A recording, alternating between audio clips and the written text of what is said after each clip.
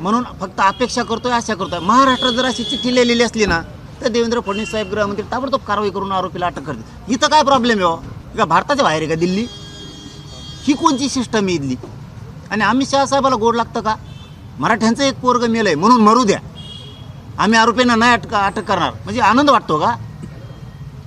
महाराष्ट्र तुमच्या पक्षाशी उभा राहतो, महाराष्ट्र तुमच्या पक्षातल्यांना निवडून देतो, त्यावेळेस तुम्हाला चालतो. एक मराठ्याचं लेकरू आमचं इथलं गेलंय तर त्याच्यातसुद्धा तुम्ही राजकारण करणार किंवा जातीवाद करणार, ही अपेक्षा अमित शहा साहेब आम्हाला नाही आहे.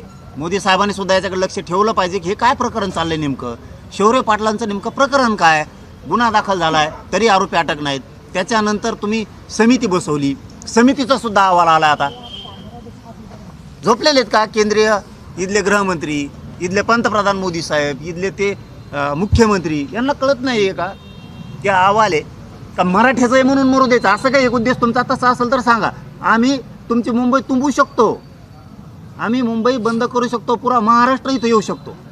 तुम्ही असं समजू नका की ती एक घर आहे म्हणून मराठ्यांचं पोरगं मेलं म्हणजे ते बलिदान असंच व्हायला देतं. आम्ही व्हायला जाऊ देणार नाही. अमित शहा साहेब हे समजून घ्या.